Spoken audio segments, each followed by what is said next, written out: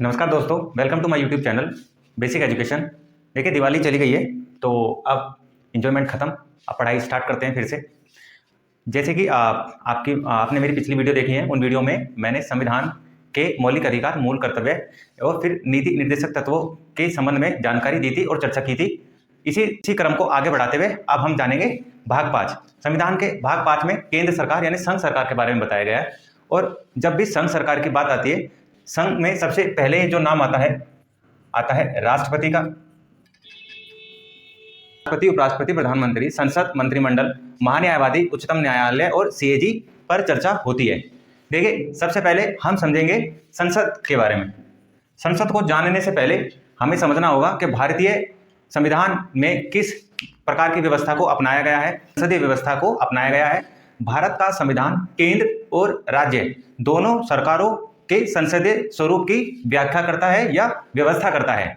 Article 74, article या अनुच्छेद 74 और 75 केंद्र में और आर्टिकल 163 एंड 164 राज्य में। आर्टिकल 74 और 75 केंद्र में, आर्टिकल 163 एंड 164 के राज्य में सरकार के संसदीय स्वरूप की व्यवस्था करते हैं, सरकार के संसदीय स्वरूप की व्याख्या करते हैं। आधुनिक लोकतंत्र की सरकारें संसदीय और राष्ट्रपति में बटी हुई हैं। देखिए, भारत के अलावा भी विश्व में बहुत देश हैं जहां पर अलग अलग शासनीय व्यवस्थाओं को अपनाया गया है। आप बात करें अमेरिका की, तो अमेरिका में राष्ट्रपति व्यवस्था को अपनाया गया है। उसी के विपरीत भारत में संसदीय व्यवस्था को अपनाया गया है। तो संसदीय व्यवस्था क्या है? देखिए, जिसमें कार्यपालिका अपने कार्यों के लिए विधायिका के प्रति उत्तरदायी हो। जिसमें कार्यपालिका यानी जो सदन होता है, भारत की ही अगर मैं बात करूं तो संसदीय व्यवस्था में मान लीजिए ये संसद है, तो संसद को विधायिका कहा जाएगा और कार्यपालिका जो होगी वो होगी आपकी लोकसभा। क्या होगी? लोकसभा। यानी लोकसभा के द्वारा किए गए सभी कार्य संसद के प्रति उत्तरदायी होती हैं। यानी लोकसभा अपने आप से कोई भी कार्य अकेले नहीं कर सकती है जब तक संसद का उसको समर्थन न प्राप्त हो। इसी कारण से कार्यपालिका अपने कार्यों के लिए विधायिका यानी संसद के प्रति उत्तरदायी होती है। इसके विपरीत अगर हम बात करें राष्ट्रपति व्यवस्था की, तो राष्ट्रपति व्यवस्था में कार्यपालिका अपनी नीतियों व कार्यों के लिए विधायिका के प्रति उत्तरदायी नहीं होती है। यानी राष्ट्रपति व्यवस्था होती है, उसमें जो राष्ट्रपति होते हैं वो एक तरीके से ऑटोक्रेसी पावर रखते हैं अपने पास में। अपने कार्यों के लिए, अपनी बनाई गई नीतियों के लिए उनको किसी से भी पूछने की आवश्यकता नहीं होती है। इसी कारण से हम कह सकते हैं कि इस व्यवस्था में कार्यपालिका अपनी नीतियों व कार्यों के लिए विधायिका के प्रति उत्तरदायी नहीं होती है। यह अपने कार्यकाल के रूप में विधायिका से स्वतंत्र भी है। देखिए, भारत में जब भी सरकार चुनी जाती है, जब भी लोकसभा का गठन होता है, लोकसभा यानी निचला सदन संसद का, तो जो सरकार है उसका कार्यकाल निश्चित नहीं है। टर्नओवर 5 साल का रखा गया है संसद के द्वारा। संविधान में सरकार के जो कार्यकाल है उस पर कभी भी चर्चा नहीं की गई है, ना ही संविधान के किसी भी हिस्से में ये लिखा गया है कि जो सरकार चुनी जाएगी उसका कार्यकाल कितना होगा। ये संसद के विवेक पर निर्भर है कि संसद लोकसभा का कार्यकाल कितना बढ़ाए या कितना घटाए। तो 5 साल संसद के द्वारा निश्चित किया गया है, परंतु ये अस्थायी है। यानी कभी भी सरकार को गिराया जा सकता है, लोकसभा को भंग किया जा सकता है अगर मंत्रिपरिषद या फिर प्रधानमंत्री, जो कि मंत्रिपरिषद का नेता होता है, उसके ऊपर भ्रष्टाचार के आरोप लगाए जाते हैं या वह पार्टी जो बहुमत में है अपना बहुमत खो देती है, तब उसका कार्यकाल समाप्त हो जाएगा, लोकसभा भंग हो जाएगी। और अमेरिका के जो राष्ट्रपति हैं वो इन सभी कार्यों से विमुक्त हैं। यानी अमेरिका के राष्ट्रपति का जो कार्यकाल है वो विधायिका से स्वतंत्र है, निश्चित है। यानी अगर एक बार अमेरिका के राष्ट्रपति को चुन लिया जाए तो 4 साल तक वो अपने पद पर बने रहेंगे और 4 साल के बाद दोबारा से फिर से चुनाव के द्वारा या तो उसी व्यक्ति जो पहले से राष्ट्रपति हैं उनको चुन के दोबारा से राष्ट्रपति बनाया जाए या फिर जनता के द्वारा किसी और व्यक्ति को राष्ट्रपति पद के लिए चुना जाए। अब इस संसदीय सरकार को कैबिनेट सरकार का उत्तरदायी सरकार या सरकार का बेस्ट मिनिस्टर मॉडल भी कहा जाता है। देखिए, भारत में संसदीय सरकार है तो संसदीय सरकार को कैबिनेट सरकार भी बोलते हैं। उत्तरदायी सरकार का भी नाम दिया जाता है, यह सरकार का बेस्ट मिनिस्टर मॉडल। क्या बोला जाता है?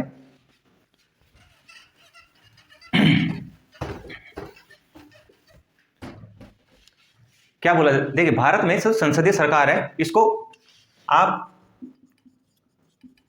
कैबिनेट सरकार या उत्तरदायी सरकार या सरकार का वेस्ट मिनिस्टर मॉडल। देखिए भारत में संसदीय व्यवस्था के अनुरूप जो सरकार होती है उसको 3 तरीके से परिभाषित किया जाता है। जापान, कनाडा, ब्रिटेन में तीनों प्रारूप यानी कैबिनेट सरकार, उत्तरदायी सरकार और सरकार का वेस्ट मिनिस्टर मॉडल के बारे में चर्चा की जाती है। इसके विपरीत अगर राष्ट्रपति व्यवस्था की बात करी जाए तो राष्ट्रपति व्यवस्था में सरकार गैर उत्तरदायी, गैर संसदीय या निश्चित कार्यकारी सरकार की व्यवस्था करी गई है। ये व्यवस्था अमेरिका, ब्राजील, रूस और श्रीलंका जैसे देशों में देखने को मिल जाती है।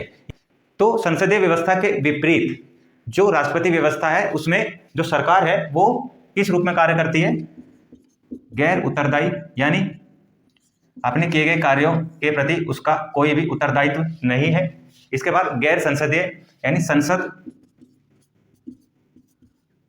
अपना दबाव नहीं बना सकती है, गैर संसदीय, ठीक है। गैर उत्तरदायी, गैर संसदीय या निश्चित कार्यकारी व्यवस्था। निश्चित कार्यकारी व्यवस्था, निश्चित कार्यकारी व्यवस्था से क्या समझते हैं? देखिए राष्ट्रपति का जो पद है अमेरिका में 4 साल के लिए किसी भी राष्ट्रपति को चुना जाता है और 4 साल से पहले किसी भी हालत में अमेरिका के राष्ट्रपति को उसके पद से नहीं हटाया जा सकता है। परंतु इसके विपरीत अगर संसदीय व्यवस्था की बात की जाए, प्रधानमंत्री को कभी भी उसके पद से हटाया जा सकता है, यानी उनके कार्यकाल की निश्चितता नहीं है।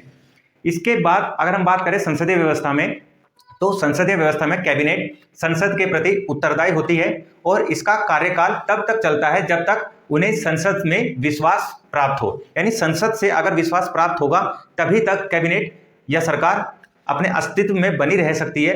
जब भी अविश्वास खो देगी सरकार संसद का तो वह सरकार गिर जाएगी, लोकसभा भंग हो जाएगी और चुनाव दोबारा से किए जाएंगे, ठीक है। तो संसदीय व्यवस्था में क्या होता है, कैबिनेट संसद के प्रति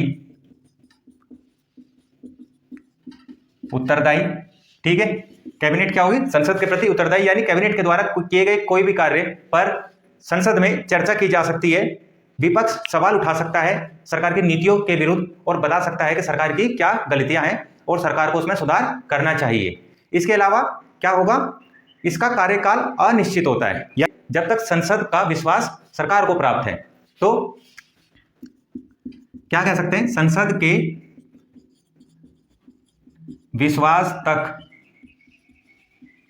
सरकार का स्वरूप बने रहना, यानी जब तक सरकार को संसद का विश्वास मत हासिल है तब तक वो सरकार अपने स्वरूप में कायम रहेगी। जब अविश्वास प्रस्ताव पारित हो जाए संसद में या सरकार अपना विश्वास मत खो दे तो वह सरकार गिर जाएगी और दोबारा से इलेक्शन होंगे, ठीक है। दोबारा से क्या होंगे, इलेक्शन होंगे। अब बात करेंगे सरकार के संसदीय स्वरूप की विशेषताएं। सरकार के संसदीय स्वरूप की क्या क्या विशेषताएं हैं, क्या क्या महत्व है, आइए जानने की कोशिश करते हैं। देखिए सरकार के संसदीय स्वरूप की अगर हम बात करें या इसकी क्या क्या विशेषताएं हैं, अगर हम उसकी बात करें तो सबसे पहला पॉइंट आता है नामित व वास्तविक कार्यपालिका। नामित व वास्तविक कार्यपालिका सब क्या समझते हैं, जैसे राष्ट्रपति नामित कार्यपालिका है, यानी राष्ट्रपति जो राष्ट्र का प्रमुख है, जिसको राष्ट्र का प्रमुख बोला जाता है, वो नामिक है, नाम का है, परंतु वास्तविक जो प्रमुख है राष्ट्र का वो कौन है, प्रधानमंत्री।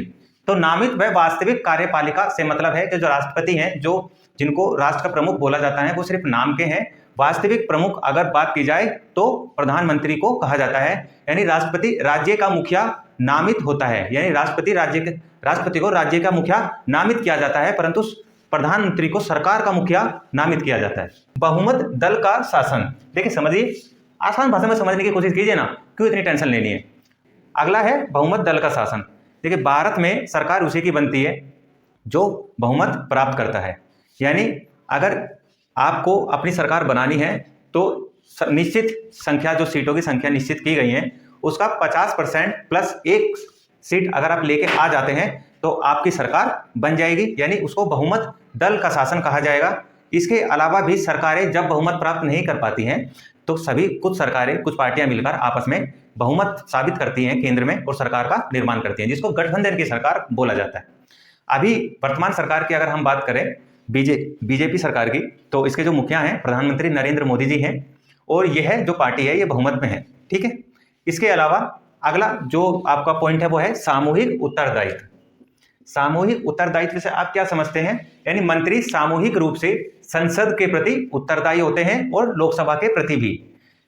इसके अलावा जो मंत्री परिषद है ये एक टीम की तरह कार्य करते हैं, ठीक है। और लोकसभा में अगर अविश्वास प्रस्ताव पारित हो जाए किसी भी मंत्री के खिलाफ तो पूरी की पूरी मंत्री परिषद को इस्तीफा देना पड़ सकता है।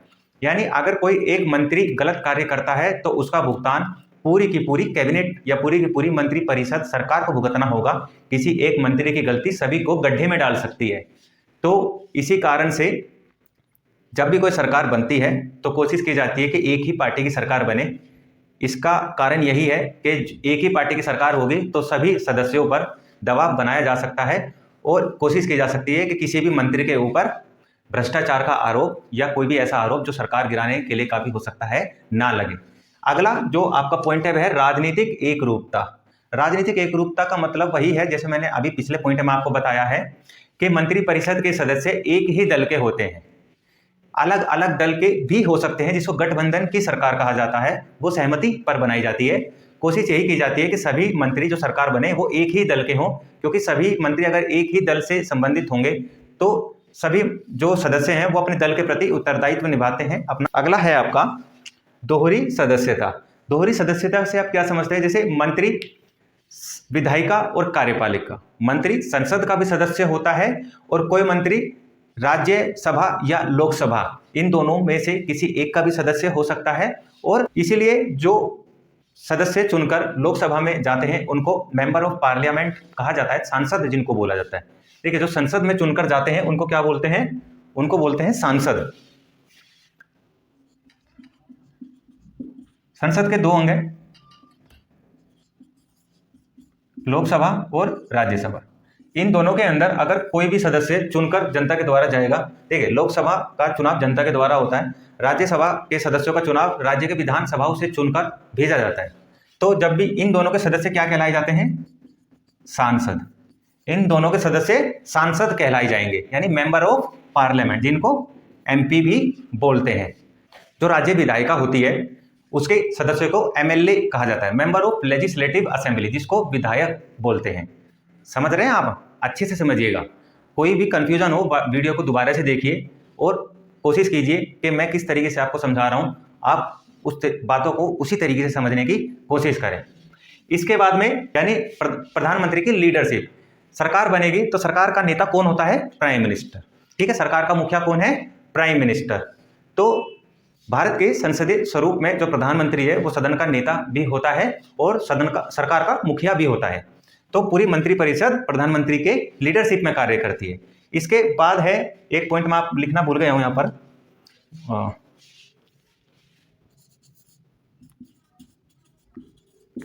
निचले सदन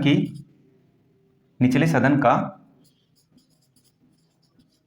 विघटन। निचले सदन का विघटन यानी सरकार के ऊपर अगर अविश्वास प्रस्ताव पारित किया जाता है या सरकार के किसी भी मंत्री के खिलाफ कोई भी भ्रष्टाचार के आरोप लगाए जाते हैं और वो सिद्ध हो जाते हैं तो सरकार को अपने पद से, सरकारी जितने भी हैं, अगर मंत्री के ऊपर भ्रष्टाचार के आरोप लगाए जाते हैं और वो भ्रष्टाचार के आरोप लोकसभा में सिद्ध हो जाते हैं तो प्रधानमंत्री को और मंत्रिपरिषद को अपने पद से इस्तीफा देना पड़ सकता है। यानी सरकार हमेशा निचले सदन से संबंधित होती है और निचला सदन यानी लोकसभा का संसद के द्वारा अविश्वास प्रस्ताव कभी भी पास होने पर, संसद का बहुमत होने पर लोकसभा का विघटन किया जा सकता है, या निचले सदन का विघटन किया जा सकता है। इसके बाद गोपनीयता। देखिए, जब भी कोई भी संसद का सदस्य मंत्री बनता है तो मंत्री बनते समय वह गोपनीयता की शपथ लेता है कि अपने कार्यों से संबंधित कोई भी सूचना वह किसी भी अन्य व्यक्ति को नहीं देगा और सारे जो भी कार्य होंगे मंत्री परिषद यानी कैबिनेट के विचारों और विचार विमर्श के द्वारा ही किए जाएंगे। प्रधानमंत्री या फिर जितने भी मंत्री हैं सभी को गोपनीयता की शपथ कौन दिलाता है? मेरा क्वेश्चन ये है कि प्रधानमंत्री या मंत्री परिषद को उनकी गोपनीयता की शपथ कौन दिलाता है? नीचे कमेंट सेक्शन में आंसर बताइएगा, गोपनीयता की शपथ कौन दिलाता है? इसके बाद हम पढ़ेंगे राष्ट्रपति की विशेषता, यानी राष्ट्रपति जो शासन है उसके स्वरूप की क्या क्या विशेषताएं हैं। आइए अब देखेंगे राष्ट्रपति शासन व्यवस्था की विशेषताएं। पहली विशेषता राष्ट्रपति शासन व्यवस्था में यह की गई है कि भारतीय संविधान के विपरीत अगर हम अमेरिका की बात करें तो अमेरिका में राष्ट्रपति शासन व्यवस्था है। पहली विशेषता है कि अमेरिका का राष्ट्रपति राज्य और सरकार दोनों का मुखिया होता है। इसके विपरीत भारत में जो प्रधानमंत्री होता है वो सरकार का मुखिया होता है और राज्य का मुखिया राष्ट्रपति होता है। वहीं अमेरिका में राज्य व सरकार दोनों का मुखिया तो कौन होता है? राष्ट्रपति होता है। इसके बाद राष्ट्रपति के निर्वाचन व्यवस्था के तहत 4 साल तक के निश्चित कार्यकाल की गारंटी दी गई है। देखिए भारत में कार्यकाल की लोकसभा के या मंत्रिपरिषद के कार्यकाल की कोई गारंटी नहीं है, परंतु इसके विपरीत बात की जाए अमेरिका के राष्ट्रपति की तो उसके कार्यकाल की गारंटी दी जाती है। इसके बाद राष्ट्रपति को निर्वाचन व्यवस्था के तहत 4 साल की गारंटी दी जाती है। इसके बाद राष्ट्रपति कैबिनेट या किचन कैबिनेट की मदद से शासन चलाता है और यह केवल परामर्शदात्री के रूप में होती है, यानी राष्ट्रपति इनकी नियुक्ति तो करता है परंतु कभी भी अपनी मर्जी से चाहे किसी को भी उनके पद से हटा सकता है। और ये जो किचन कैबिनेट होती है राष्ट्रपति को सिर्फ परामर्श दे सकती है, राष्ट्रपति अपने विवेक पर कार्य करता है। ठीक है, राष्ट्रपति अपने विवेक पर कार्य करता है। इसके बाद राष्ट्रपति और उसके सचिव कांग्रेस के प्रति उत्तरदायी नहीं होते हैं और कांग्रेस की सदस्यता ग्रहण करते हैं। देखिए जिस तरीके से भारत के सभी मंत्री संसद के सदस्य होते हैं, संसद की सदस्यता को ग्रहण करते हैं, लोकसभा के सदस्य होते हैं या राज्यसभा के सदस्य होते हैं, इसके विपरीत अगर बात की जाए अमेरिका में राष्ट्रपति शासन व्यवस्था की तो वहां पर राष्ट्रपति और उसके द्वारा नियुक्त किए गए सचिव, वहां की जो पार्लियामेंट है जिसका नाम कांग्रेस है, तो कांग्रेस के प्रति उत्तरदायी नहीं होते हैं और न ही अपनी सदस्यता ग्रहण करते हैं। देखिए जैसे कि मैंने अभी आपको बताया था कि राष्ट्रपति शासन व्यवस्था की विशेषताएं क्या क्या हैं। अब राष्ट्रपति शासन व्यवस्था की विशेषताओं को आप यहाँ पर बोर्ड पर भी देख सकते हैं। अमेरिका का राष्ट्रपति सरकार व राज्य दोनों का मुखिया होता है। निर्वाचन व्यवस्था के तहत 4 साल तक निश्चित कार्यकाल का विश्वास उसको प्राप्त है। इसके बाद राष्ट्रपति किचन कैबिनेट की मदद से शासन चलाता है और इन सदस्यों की नियुक्ति भी राष्ट्रपति के द्वारा ही की जा सकती है और इन सदस्यों को उनके पद से राष्ट्रपति के द्वारा कभी भी हटाया जा सकता है। इसके बाद कांग्रेस के प्रति उत्तरदायी नहीं है, यानी देखिए भारत में जैसे संसद होती है ऐसे अमेरिका में क्या होती है? कांग्रेस। तो जो राष्ट्रपति है या उसके द्वारा नियुक्त जो सचिव हैं वो कांग्रेस के प्रति कभी भी अपने कार्यों को लेकर उत्तरदायी नहीं होते हैं। देखिए अगले बिंदु को देखते हैं।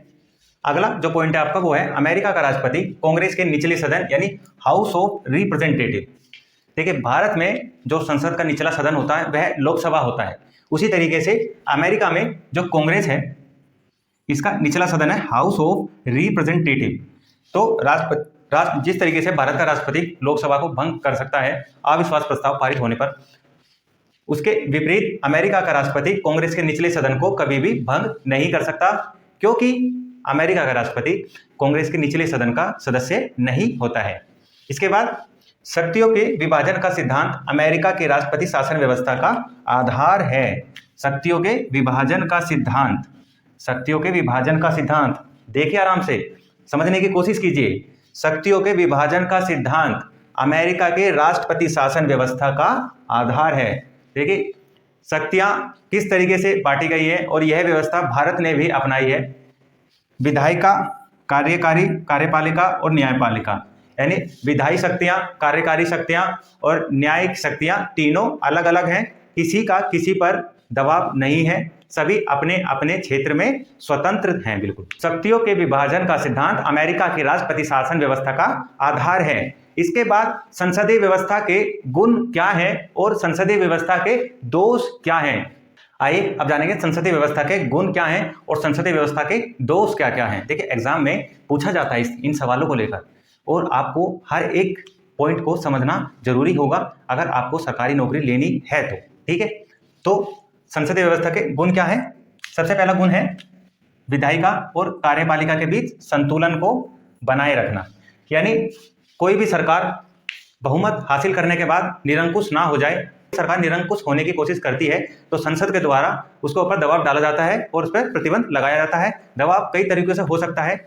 सरकार उत्तरदायी शासन व्यवस्था है तो उसके किए गए कार्यों के विरोध में विपक्ष सवाल पूछ सकता है, उसकी नीतियों की आलोचना कर सकता है और उस पर अपना दबाव बना सकता है।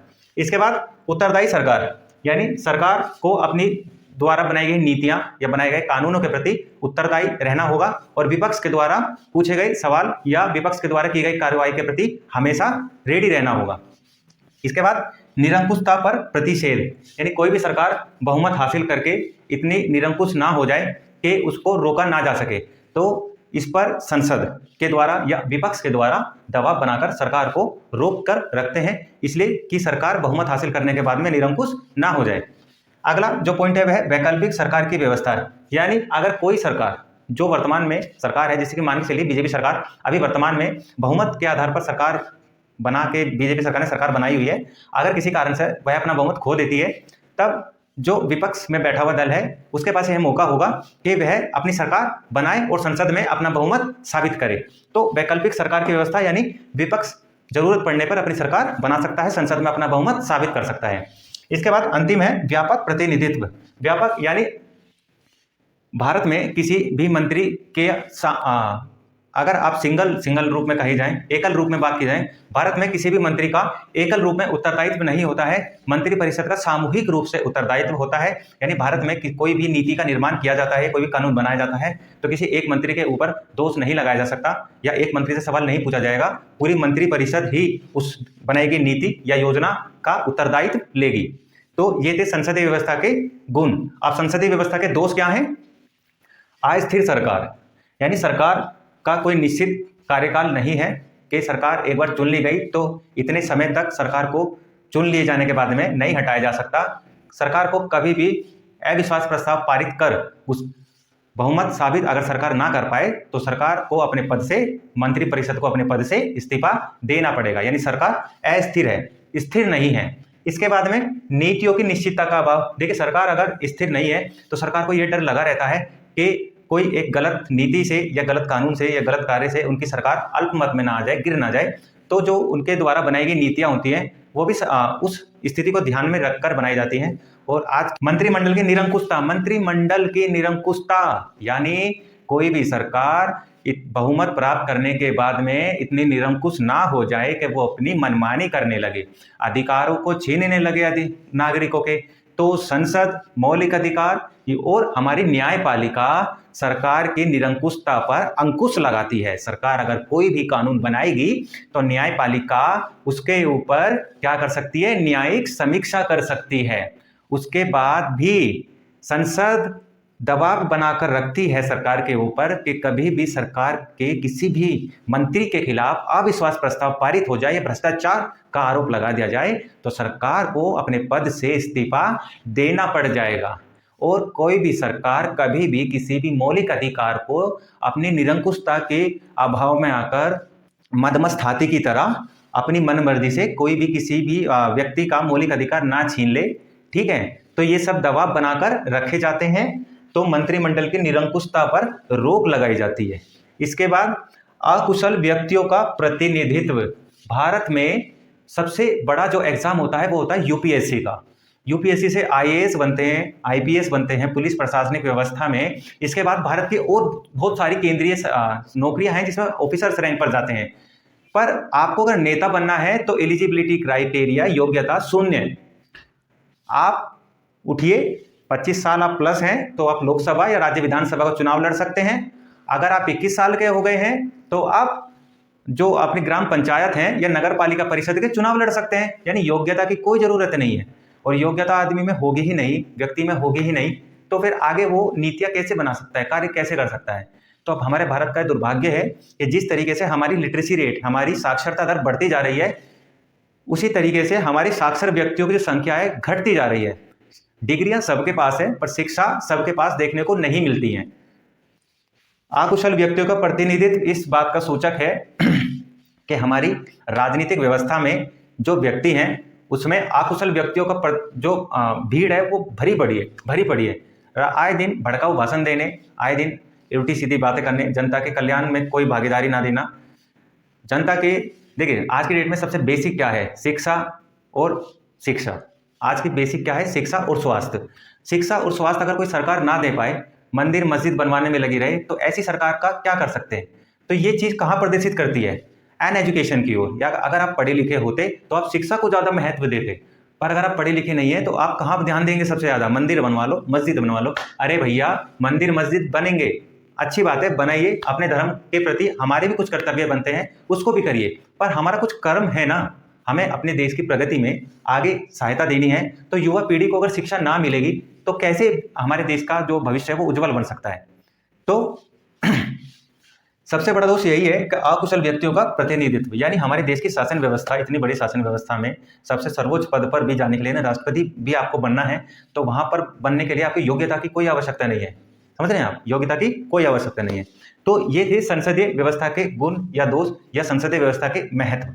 अगर आपको संसदीय व्यवस्था के गुण या संसदीय व्यवस्था समझ में आई है, और सबसे इंपॉर्टेंट क्वेश्चन तो यही है कि भारत में संसदीय व्यवस्था को क्यों अपनाया गया। देखिए जब भारत आजाद हुआ तो भारत में विभिन्न धर्म जाति समुदाय संस्कृति के लोग हैं, और इन सब लोगों के हितों की रक्षा करना उस समय संविधान सभा का कर्तव्य था। और इस संविधान सभा ने अपना कर्तव्य को निभाते हुए भारत में संसदीय व्यवस्था को अपनाया, ना कि राष्ट्रपति व्यवस्था को। अब मैं आपसे आज्ञा लेता हूं।